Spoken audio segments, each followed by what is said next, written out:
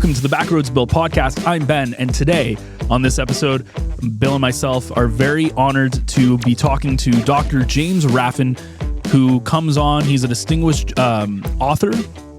He authored a book called Deep Waters, which covered the Timiskaming canoe tragedy way back in the late 1970s, which really changed the landscape of education and outdoor activities after 13 people, 12 of which were students, unfortunately lost their lives in a tragic canoe accident.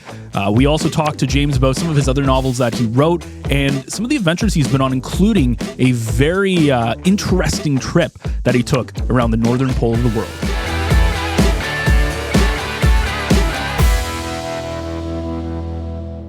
Well, we are delighted today to be joined by a man of many titles. He is an author, has a doctorate in cultural geography.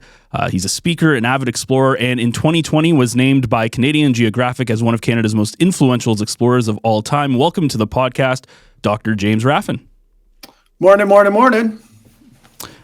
This episode, we're focusing on your novel, Deep Waters, which covered the events of the Timiskaming canoe tragedy. But before we get to that, I want to just throw to Bill first to give listeners a really quick synopsis of what the Timiskaming canoe tragedy was. Yeah, and before that, it's such an honor to have James with us, because in my lifetime and even now as I sit here, you know, I put him in the same class as Kirk Whipper, Bill Mason, Farley Mowat, Roy McGregor, who will be on the show.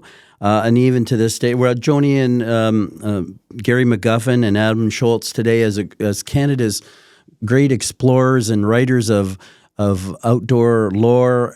But with James, the one thing as I was thinking about this, that the number of his 16 books, such diversity in topic. I mean, we're going to talk about the Timiskaming canoe tragedy, but such diversity, and we'll get around to that. And James, here's another thing, on a totally different topic. The producer of Paddle to the Amazon, Chris Ford, I watched it with, and you're the curator of the community museum, and we're going to talk a bit about that as well. But that was back in the day, and you're featured throughout that, breaking up the Don Starkell and his sons paddling to the Amazon. So I watched it last week.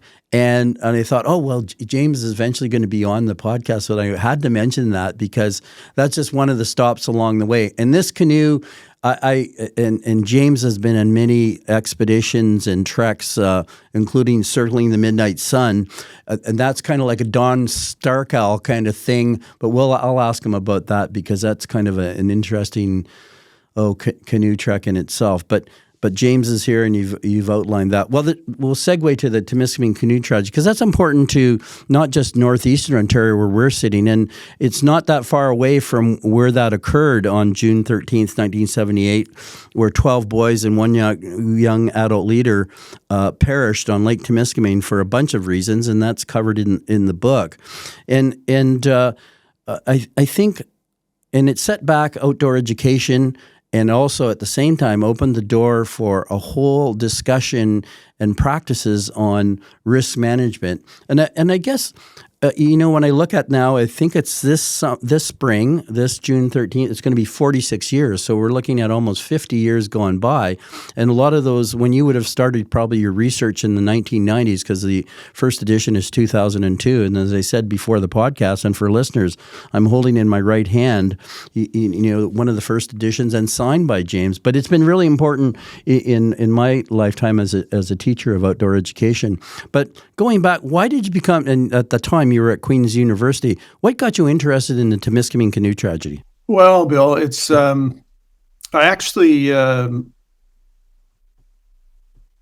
left Queen's. I actually had resigned from Queen's, and I wanted to write a book about the purposeful application of risk in education. And you don't go down that path very far at all before you run smack into Timiskaming. And it's a sad story. It's a story with lessons, and at the time it was an untold story, really. St. John's had closed around the circumstances of the tragedy, and nobody involved were saying much about it.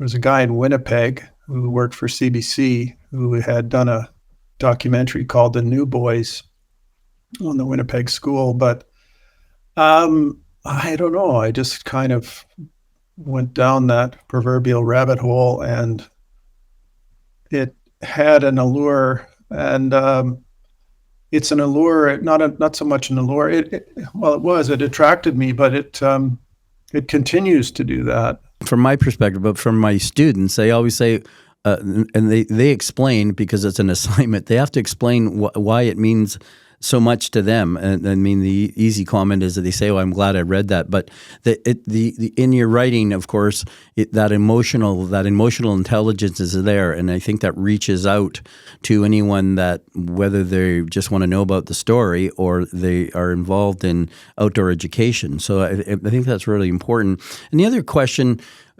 Have you stayed in touch with any? I mean, those boys now, I was trying to figure out, they're in their probably 40s, most of them would be now. And do you stay in touch with any of them? I do. In fact, as you know, and maybe we can talk about this, the Canadian Canoe Museum has long aspired to get into a proper home, and it's going to open in May. And one of the exhibits there is called Pushing the Limits. And the capstone element in that Pushing the Limits exhibit is the Parallelimont, one of the big blue canoes. And the story that it carries, it remembers the tragedy, of course, but the story that it carries for the new museum is just the extent to which that date in June of 1978 became a sea change in thinking happened about canoe safety, about the purposeful application of risk. And the museum asked if, they could use a song that I wrote about the tragedy as part of that exhibit. But they said, same question, are you still in touch with any of the survivors? And I said, well, yeah, I am. And I would actually say that Mike Mansfield, who I would say is one of the heroes of that story, is a friend. I've talked to him for a lot of years about the tragedy, but also just about stuff, And so I went out and I hired a director of photography in Calgary, where he lives, and we sat down and. So what visitors to the Canadian Canoe Museum will see in real time is Mike Mansfield reflecting back through those decades to the cold water of Lake Timiskaming, and our conversation, which really is Mike saying, don't throw the risk baby out with the tragic bathwater. There's a lesson here, and there's a shining ideal somewhere in the middle of the twisted goals of the people at St. John's. And and then there's just other stuff that's weird. I mean, I get mail still from funny places, like some of the ex-teachers, one of whom sent me mail from, Box 1500, Warkworth, Ontario, saying that he had a summer place there. Well, it turns out when I chased down that address, that's Warkworth Penitentiary. But he's been unburdening his soul and this apostolic stream to me with circles and arrows and little descriptions about what went on at the school. And, I'm a, public intellectual or writer, whatever you want to call it, but I don't carry the burden that you carry, perhaps as a teacher, which is the burden to report weird stuff like that to the authorities. And I just don't know what to do with that stuff. But I definitely, it's all in a file. It's in a box here. And in some ways, as the story ages, the lessons that arise from the story change, and in some ways get more poignant and more powerful. Yeah. I encourage the readers or the listeners to read Deep Waters, and I know for every year on June the 13th, it's a day to remember. It's among Remembrance Day and birthdays and things, but for people that have read the book and just understand the whole impact of the tragedy, but then the lessons learned, which are part of in the book. That's so very, very important. But I wanted to go. That's a nice segue to the Canoe Museum, because the Canoe Museum started in 1997. You developed the first educational program in 1999 and went on to become, I think the correct title was Executive Director from 2008 to 2014. And then fast forward to this May. And I just wrote a note down here in my paper. I've got to contact them. I've got to be there because or if I can't be there, I'll be there shortly thereafter, because I have to revisit the new dig, so to speak. But that whole, and I'm not saying all the chapters in your life and the boxes that we keep somewhere stored away, but that whole Canoe Museum thing, and you were the curator at one time, and I referenced the Paddle to the Amazon, because at the time, underneath Chris Ford's documentary, a YouTube documentary, it says James Raffan, curator of the Canoe Museum. But that's also must be a really satisfying, because in the media you're described as a person that saved the Canoe Museum at that time, and as a nonprofit, I know as the founder of the Canadian Ecology Centre, there's a lot of tears and toil and whatever happened during that time. But just tell us maybe how you felt then and how you feel now about the Canoe Museum, because that's an integral part of your outdoor life. Certainly, we'll just use the canoe as the entity. Yeah, there's a lot going on here, Bill. I mean, just your mention of Chris Ford, you talk about a guy besotted with a story. Chris and the story of Don and Dana Starkell, and that is just and that's another whole thing. The Canoe Museum is something I encountered, the dream held by Kirk Whipper when I was about 5. Kirk was a merchant mariner. My dad was a surgeon lieutenant in the British Navy, and he and my mom flipped a coin and decided whether they knew they wanted to leave the UK. So he had Navy buddies in Australia and South Africa and Canada. Anyway, they ruled out Australia. They flipped a coin and we ended up in Canada. And before too long, Hamish Raffan, the naval surgeon, meets Kirk Whipper, the merchant mariner who had also served in World War II. Maybe even on the Murmansk run at the same time, my dad in a destroyer. But that allowed Kirk to convince my dad to come to Camp Candelore, which Kirk had just bought in the late 50s. So little Jimmy Raffan went with his dad and mom in 1959 or so. And I encountered this guy who's 10 feet tall and bulletproof and loves canoes, and he was a great mentor, Kirk Whipper was. And so as a kid at the camp, I mean, I paddled the canoes as some of them came in, as he was trying to teach us about this nation of rivers, this that we laterally see as a river of nations, he's trying to teach us about Canada, and I'm an accidental Canadian, and kind of started sliding down that hill too. And I helped when I became a staff member at Candelore. I remember I got some of the kids who didn't fit well in the other boxes. I forget what Kurt called it. I think that was PDP,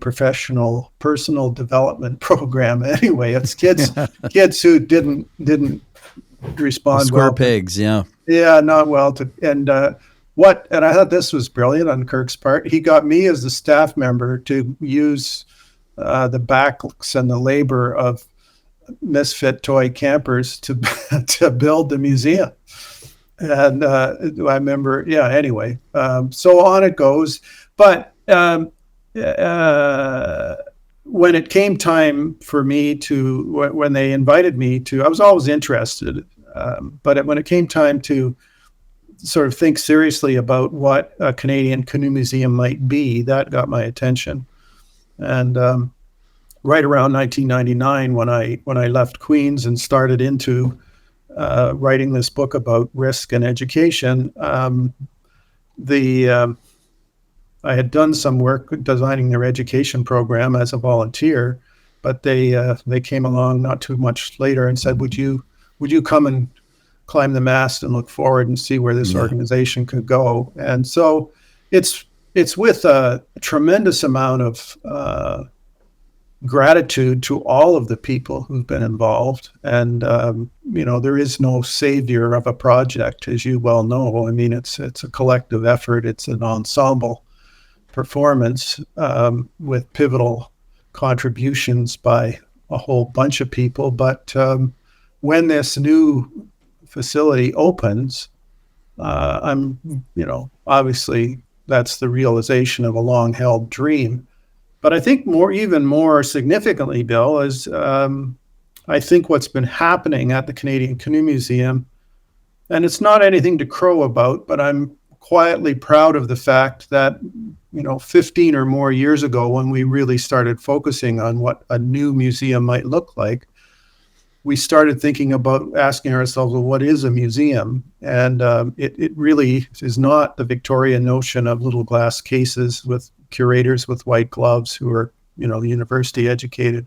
A museum should better be us kind of the hub in the center of a whole bunch of vectors that lead you back to where the canoes came from in the first place. And instead of the people who took those canoes out of their cultural context telling the stories, we decided long ago, and it's coming to fruition now, that the storytellers should be the builders of the canoes in the first place. And so people will, and I hope they do, hope you do, go to, this new hotspot on the Canadian canoe map, and make a pilgrimage to there. And you'll see an incredible facility, and where you can walk in the front door and paddle out the back, which you can't do when it's on the busiest intersection in Peterborough instead of on the water. But I also hope that that visitors, I know that visitors will hear the voices of Indigenous builders and curators and people who love canoes, and have an opportunity to explore the canoe more deeply and more profoundly, I think, than through the voices of a whole bunch of not only Indigenous curators but also other people that turns out love the canoes just as much as anybody who's been more closely associated with the museum might. Yeah. So that's actually a really good segue, James, to talking about canoes, because you're both of you guys are very, very avid canoers, and James, you've written a lot of books, and because of your affinity with canoeing, is this book more personal for you? I don't know, Ben. Books are like babies in a way. You love them, and there's a certain amount of heartache and worry when they leave the nest.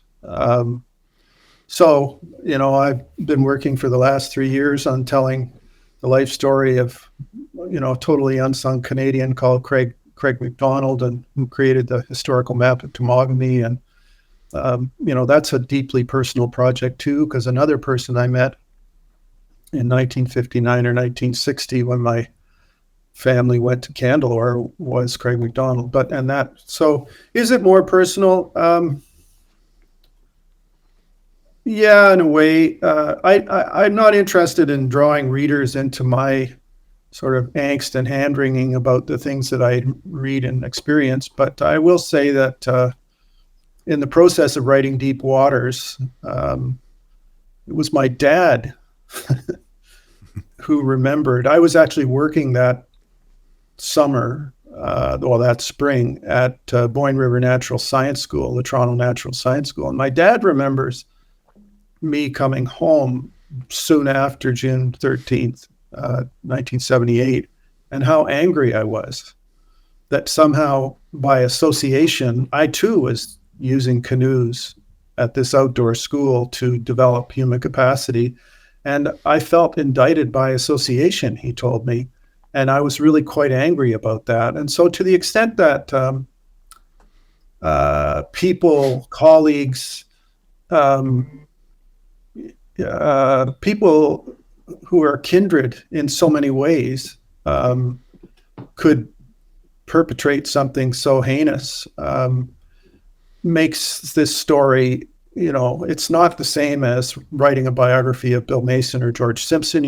Those have elements that resonate personally with me. But when you get young boys canoeing and losing their lives because of the appetites of their demented leadership of the school, somehow that cuts a little deeper. Yeah, and that's a good, we're older, not old, but again, I remember in 1978, I was running an outdoor kind of rec hostel at the time, and again, how impactful that was throughout my lifetime. And again, I go back to that point that the diversity of your topics, of all your books, and that's why some of the questions, we can't get through all 16 books, but that's a nice segue to, and you mentioned Canadian, this is a walk down Canadiana lane, I guess, but you mentioned Kurt Whipper, and then you've mentioned Bill Mason and Fire in the Bones, and can you just tell us a little bit about, and again, people should read, you go down the list. For instance, I have not read Tumble Home, Meditations and Lore from a Canoeist Life. I don't know how I've missed that one, but I'm going to order that one today or tomorrow.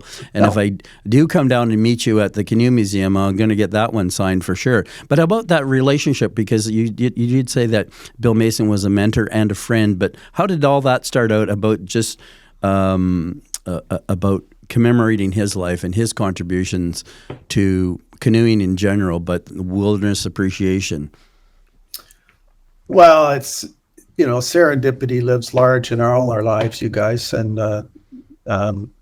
so serendipity, how did that play out? Well, I think I was teaching school south of Ottawa, and I ran an evening and weekend course at Algonquin College called Wilderness Crisis Management. It was kind of a ponderous title for a souped up. There was no wilderness first aid at that time, but it was called Wilderness Crisis Management. And I taught it with a guy called Bernie Lalonde, Dr. Bernie Lalonde from the Carleton Sports Medicine Clinic. And it was a course meant for, and interestingly, the thinking and writing that I had done in preparation for that course, in addition to being a St. John ambulance instructor and an Ontario certified ambulance officer, and so that sort of technical know-how, but the thoughts about how you manage a crisis came really out of my thinking about Timiskaming. But at one point, one of these courses, this little squirrely little guy from Beach Lake turned up with his cameraman, Ken Buck, and this was Bill Mason. He'd finished his wolf films and he was starting into his canoe films, and somebody at the NFB said, "Right, Billy, you better get yourself ginned up on the safety aspects of this stuff." So there's Mason, and I have a clear memory. One Saturday in these courses, we would do simulations either in the building or out of the building. This was at the old St. Pat's campus, right on the canal. And when we were doing it out of the building, I would call the watch commander from the Ottawa Police and just say, "Look, we're doing simulations here, and if you get any 911 calls about dead people in the canal, which in the winter doesn't have any water, just disregard them, or know that we're doing this." And I remember it was, I don't know why we weren't working inside, but Mason, his group had to execute a search inside that big building to find their victim. And when they got it, it turned out the victim, I don't know why I remember this, that was the manager of Trailhead at the time. His name was John Schoenfield, and it was a drowning scenario. So Schoenfield had gone into the shower and got himself fully soaking wet. But because this group took a long time to find him, he'd been lying on a terrazzo floor in his bathing suit, wet, for probably 25 minutes. And he was genuinely colder than a well digger's ass, and but by the time, so I was supervising, these groups, and by the time I got to where they were, Mason is stripped naked in a sleeping bag with Schoenfeld, trying to encourage the rest of the group, some of whom were women, to doff their clothes and get in the same thing. So that's how I met him. But then the other serendipitous thing is that Phyllis Bruce, my longtime friend and editor, who I'd known, my wife calls her the other woman. We've been together, since the early 80s. She worked at Van Nostrand Reinhold and was actually Bill Mason's editor. So I knew this guy. I knew his books. I was working with Phyllis on other projects, and when it came time to say what's next, I think she was at Keith Porter Books by then. She said, "Well, what about a biography of Bill Mason?" And that's how that went down. Okay. Well, what a story that is, and again, the great Bill Mason videographer and the like. The other book I want to mention too is, and I've been above the Arctic Circle and that whole, 66.6 degrees and circumventing the polar region, going that 17,000 kilometers. What motivation was there? Because again, you weren't 23 when you did that. And I often say, as we age, and I know I've been to Greenland, walked off the glacier to the coast on a navigation hike. You have to be prepared, and that's the word prepare. What does that really mean? People just don't understand the depth of the word prepare. But tell us how all that got started and the motivation for that book. Well, I'd spent nearly 40 years, Bill, in the north of Canada. Actually, next year, the 25, I'm working on a musical stage play that marks my 70th birthday and my 50th year in the Arctic. But anyway, I'd been in the Arctic for 35 or 40 years, and I decided that it would be time to meet the neighbors. And what inspired that? Sir George Simpson, whose biography I had written, went around the world largely overland in 1840, 1842. And that's a pretty interesting story, particularly the part where he goes into the Sea of Okhotsk and through the hospitality of the Russia-America Company, he makes his way right across mainland Russia. And I thought, gee, that sounds pretty cool. So I wanted to meet the neighbors. I had this idea that it was possible to go around the world, kind of plodding along a line. But the one that ripped it for me was Michael Palin, one of the Monty Python troupe, who's an amazing geographer in his own right. But he went around the world at the equator. And then he did a book called, and a series called Pole to Pole, where he went from the North Pole to the South Pole on the 37th line of longitude. And I thought, yeah, why not? And so I pitched the idea to Phyllis Bruce, who by that time was at HarperCollins Books, and she said, whoa, that sounds like kind of a cool idea. Turns out, you guys, it's a lot easier to say you're going to go around the world at the Arctic Circle than it is to do it. I thought it would take a year. It took 3. I thought the book would take a year to write. It took 2 or 3 as well. So what was it that made it that long? Well, my admiration for Michael Palin was of his character, but what I didn't realize is he must have had suitcases full of money, because he would land up in the next place he wanted to explore, and there people would have done the front work already. And when you hit the ground in Novosibirsk or Yakutsk, place where you don't speak the language, you need a fixer. So you need a really influential person to help you. You need a translator. You often need a driver. And if you're moving, you got to pay to put everybody up and feed them. So it's quite expensive.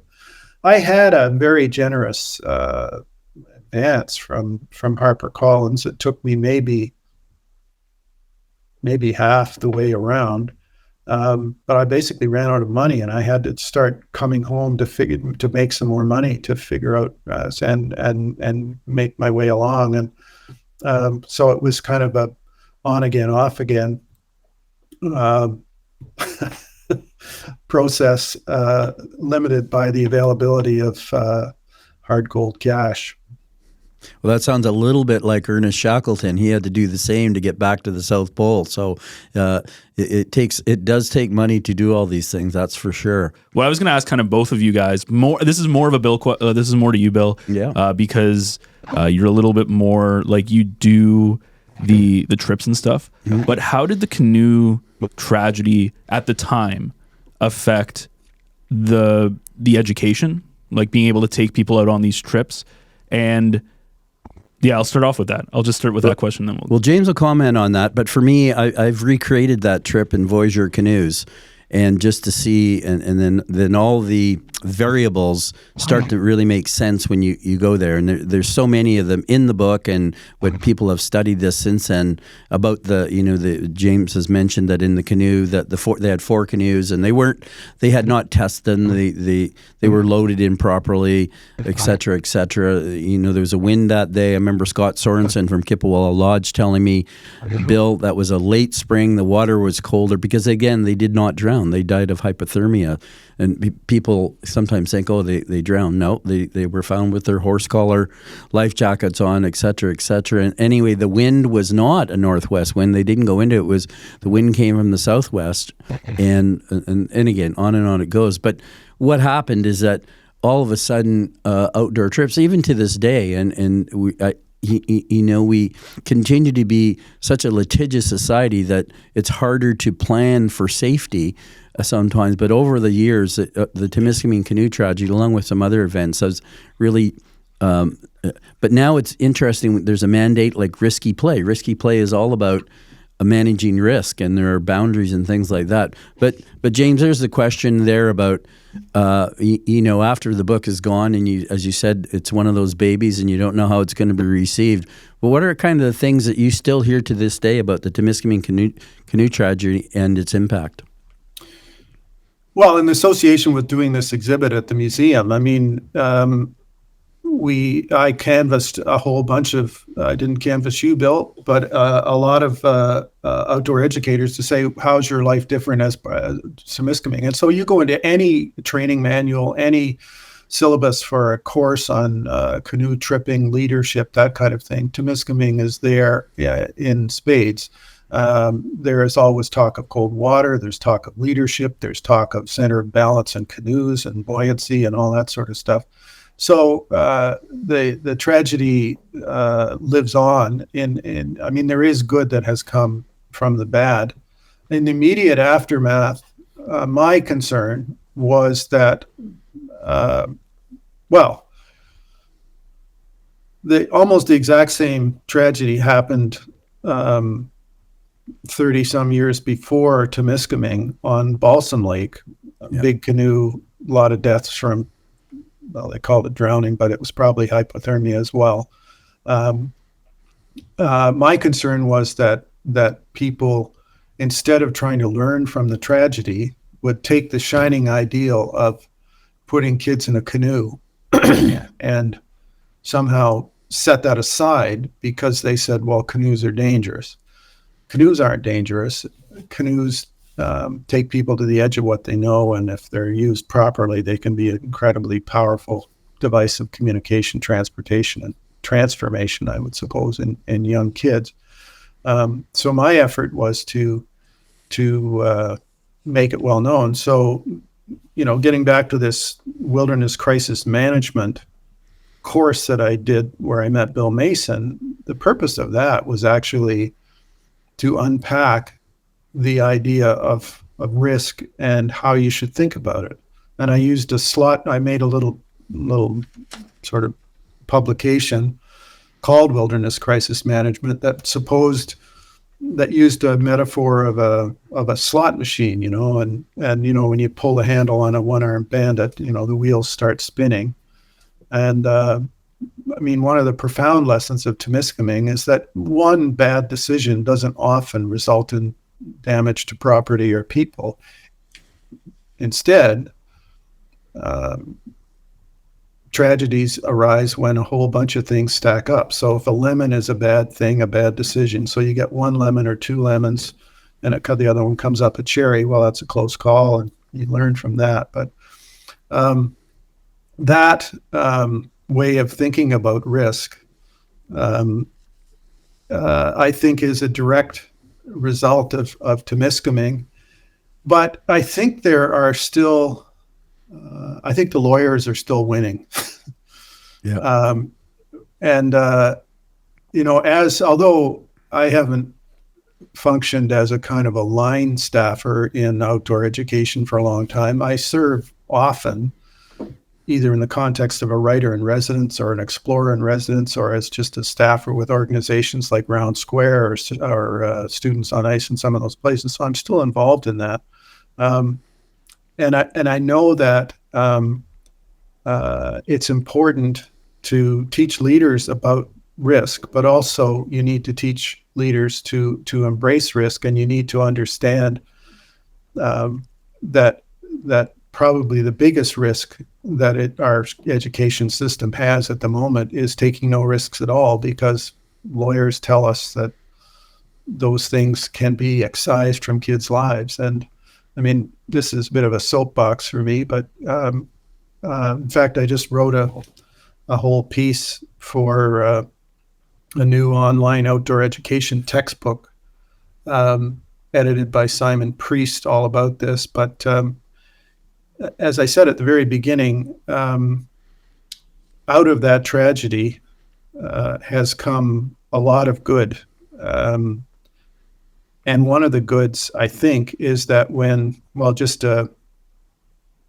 a couple of weeks ago, where the Canadian Pediatric Doctors Society got together and said, you need to put more risk into education. Correct. And I just said, amen, brothers and sisters, amen. Because, I mean, we've been waiting for that. We've been waiting for that for a long time. And I know, Bill, that you, you're on the school board and stuff, and you obviously are a huge advocate of all of that stuff. What are you doing right now to try to get more of that outdoor kind of, not the risk stuff, but be able to kind of go outside what the lawyers say and be able to really teach our young people, our young generation about outdoors? Well, trustees should work on policies, and so from the Ontario Public School Board Association, I've brought this forward, but people, it's still, James has said it, they just don't quite get it yet, but they will. I know something that I've worked on, school trip preparedness, and I've asked James a couple, and at least twice, if not three times, and he's been very forthcoming with comments, as we've heard today, about that, to further that, to get students, children outside. And James, you're going to finish off with a comment there, but maybe take it away from there. I speak about this fairly regularly with college kids and others, and some of the silly things that are going on. Like just not too long ago, a few years ago, there was a press release put out by the Thames Valley Board of Education about a meeting to try to make school less boring.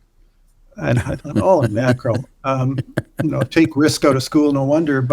And then there was a whole comeuppance that I came to through the Evergreen Foundation, but the Toronto School Board, again, this is a couple of years ago, took the monkey bars out of 175 elementary schools. And, as far as I'm concerned, the monkey bars are this wonderful lab, this laboratory for getting kids to think about risk, and instead of taking the risk. And I mean, the research at the time showed very clearly that, yes, you get head injuries and extremity, like broken arms from the monkey bars. But the research also showed very clearly, if you soften the surfaces under there with pea gravel or, chopped tires or whatever, that those tragedies go near zero, and certainly way below stuff that happens in classrooms and gymnasiums.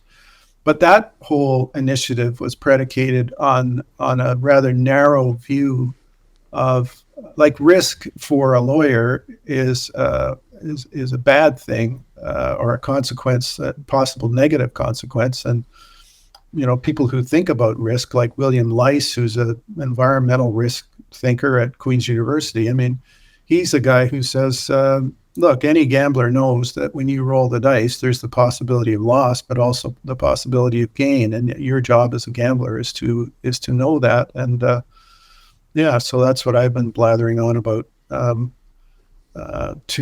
Because I know, like, I don't think anybody learns anything while they're sitting in the fat, comfortable middle of what they know. And it's only when you get to the edge of what you know that you can actually choose to step into new learning.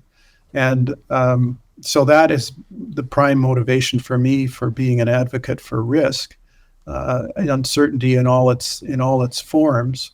And it also helps me understand better Timiskaming, because you talk like Mike Mansfield. We talked about this when we talked for 4 hours last spring in shooting the film of this.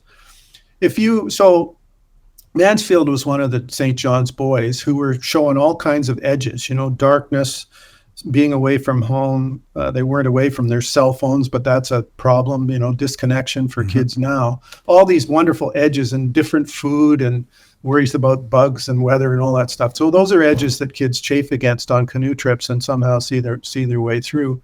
But Mansfield would tell you that, they came to edges of what the kids knew in St. John's, but they weren't asked to step into new learnings. They were either pushed or dragged. The moral North Pole was identified by the masters about where they needed to get to in terms of humility and, valor and all of those other character traits that are important. But Mansfield would be among those who say, look, if you get dragged to that moral North Pole or pushed or cajoled to that, even if you get there, you really don't know if you did that on your own. And so there too becomes the artistry of teaching that has kind of arisen out of the thinking about risk. But where do you find that kind of conversation? It sure as hell doesn't happen often enough in faculties of education where teachers are being trained. I think outdoor educators know that innately. And I mean, while I'm on that soapbox, I'll say that we outdoor educators have done a terrible job being advocates for risk. We get together and we make testimonials about the changes that we've seen in young people when they come into our programs. But on the other hand, not enough of us, it's starting to change, not enough of us are systematically interrogating what it is that we do and doing the research and getting the findings necessary to convince the lawyers that there's another fully valid point of view on a lot of these stats that they're dwelling on. Do you think some of that has to do with the fact that teachers just don't want to be liable, or those educators don't want to have to deal with having any issues? I don't know if either of you have ever had that kind of personally, where you've had to kind of worry about that, or if it's ever turned you off from doing kind of what you would deem an appropriate thing to be able to educate. Well, that we're kind of transitioning into campfire talk, but James mentioned in faculties of education that's not outdoor education for the most part. There are a couple of faculties that embrace it, but not enough. And so I actually have colleagues who tell beginning teachers not to take their students outside because of liability, and that's just wrong. They try to explain it from the lawyer's perspective, what could happen, and of course then people become fearful. That's a short answer, but I think James kind of alluded to all that, James. So that's kind of there's not enough Jedi, and maybe the Jedi will change if we do that research and become. There's not enough advocates out there. It doesn't have to be on conventional topics of outdoor activities. Here's a really interesting example that happened last Remembrance Day. There was a news item on Ottawa CBC about a young teacher at Glebe High School, or one of the high schools in Ottawa, who for Remembrance Day took her kids to a plaque in the school that detailed the names of people who are enrolled in the school who died in World War II. And kids were each to study up on these, research these people, and decide who they were, which is pretty conventional learning about microbes in the science classroom, or learning about history in the history classroom. But what changed the whole thing and what made it a news story was that the teacher said, if all of these names, all these boys went to this school, they all lived in the catchment area of the school. Why don't we walk them home? So they got the kids who'd studied up, any of these people, figured out where they lived, and they made these little honoring signs, I don't know, with pictures or something. And the news story was about these kids going out into the community with their hammer and their stake and going out and meeting the people who live in the houses now, which fundamentally changed that lesson from a kind of a perfunctory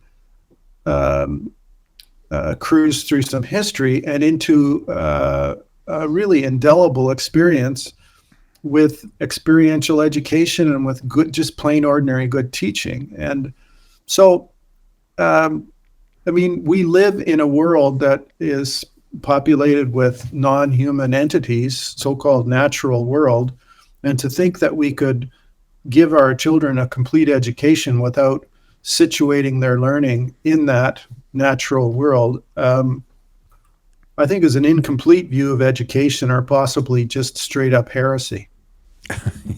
That teacher certainly made the link, and that's a perfect example of experiential teaching and learning.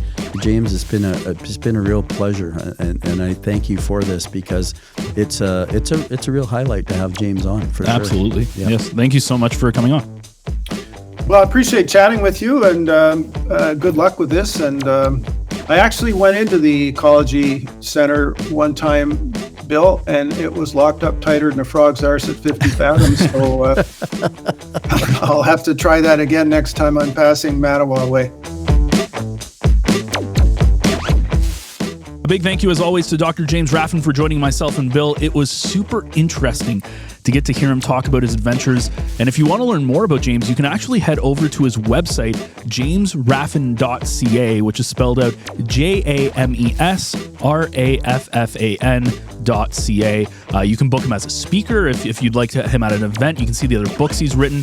He's had a very storied and long career, a lot of interesting stuff. Again, that's jamesraffan.ca to find out more about James. And if you enjoyed today's podcast, you can find more episodes, as always, of the Backroads Bill podcast every single Wednesday on your favorite podcast player, or you can head on over to NorthBayEcho.ca. And while you're over there on NorthBayEcho.ca, you can also find all of the other local North Bay podcasts we have, including our flagship show, To North Bay with Love, and our newest show on the Echo Network, the Echo Essentials podcast, which covers, of course, the Echo Essentials topics from the Echo Essentials newsletter that comes out every Tuesday and Thursday. And on the last episode, we saw Dave and Scott talking about immigration in North Bay. And they brought in Don Curry, who is a local immigration consultant. And they talked about some of the common misconceptions about immigration, and specifically international students, of course, in North Bay with Canadore and Nipissing as our post-secondary places. We get a lot of international students. So Don is there to say, hey, it's not just a free ride. There's a lot of misconceptions about the financials and how it works within the housing market. It's really interesting listen. So you can catch that, again, either on your favorite podcast players or over on NorthBayEcho.ca. And also, one of the other cool things, if you want to see Bill and myself do a live taping of this podcast in particular, we will actually be at the Home and Garden Expo this Friday evening, February 23rd at Memorial Gardens around 5 o'clock, between 5 and 6. And so you can stop by the Echo booth. Actually, the whole Echo team will be there all weekend, as it runs Friday starting at 4 p.m. It runs all day Saturday, and it does run Sunday morning until 2 o'clock. So you can stop by there, by our booth, say hi. We'll be doing live tapings of course, this podcast, and also of To North Bay with Love. And all you have to do to get in is a $2 donation or a non-perishable food item. And of course, all of the proceeds go to the North Bay Food Bank. So we will see you next week for yet another adventure on the Backroads.